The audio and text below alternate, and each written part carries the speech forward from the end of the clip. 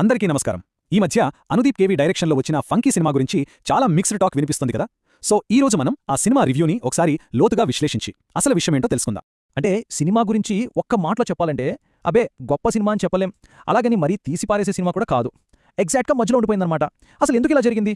ఈ feeling cinema అంతా continue అవుతుంది. కొన్ని జోకులు బాగా పేలితే మరికొన్ని అస్సలు వర్కౌట్ అవ్వలేదు. అందుకే సినిమా చూసిన వాళ్ళ కూడా ఒక 50-50 ఎక్స్పీరియన్స్ మిగిలింది. సరే, మరి ఈ సినిమా కథేంటో చూసేద్దామా?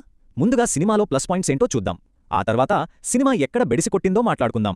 ఫైనల్గా డైరెక్టర్ అనుదీప్ ఫార్ములా ఈసారి ఎందుకు వర్కౌట్ కాలేదో కూడా విశ్లేషిద్దాం. ముందుగా పాజిటివ్స్ గురించి మాట్లాడుకుందాం. సినిమా ఫస్ట్ హాఫ్ నిజంగా చాలా ఎంజాయబుల్గా ఉంది. అనుదీప్ మార్క్ కామెడీ బాగా పనిచేసి థియేటర్లో నవ్వులు పూయించింది. విజువల్స్ అయితే చాలా ఫ్రెష్గా, కలర్ఫుల్గా ఉన్నాయి. ఇక మన హీరో విశ్వక్సేన్, హీరోయిన్ కాయ్దు లోహార్ మధ్య కెమిస్ట్రీ వావ్, చాలా బాగా కుదిరింది. అది సినిమాకి ఒక పెద్ద ప్లస్ అనే చెప్పాలి.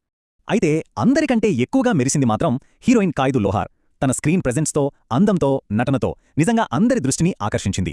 ఇక సపోర్టింగ్ యాక్టర్స్ దగ్గరకొస్తే జయకృష్ణ తన కామెడీ టైమింగ్తో ఎరగదీశాడు.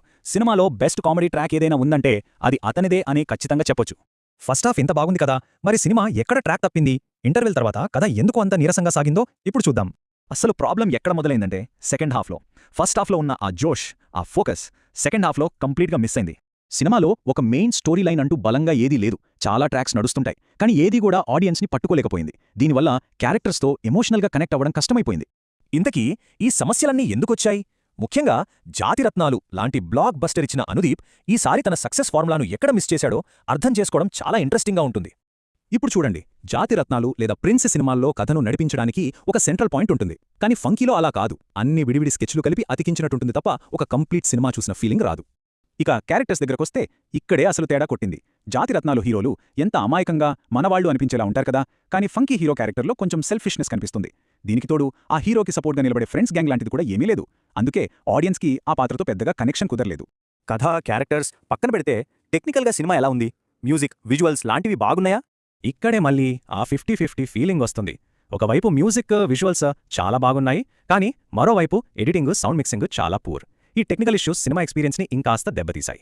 సో ఇన్ని మంచి చెడులు చూసిన తర్వాత ఫైనల్గా ఫంకీ సినిమా చూడొచ్చా లేదా అనే దానిపై ఫైనల్ వర్డిక్ట్ ఏంటి? చివరి మాట చాలా సింపుల్. ఇదొక టైంపాస్ సినిమా.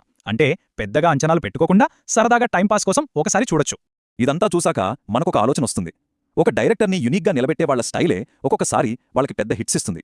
కానీ అదే స్టైల్లో సరైన కథ లేనప్పుడు పెద్ద రిస్క్గా కూడా మారుతుంది కదూ.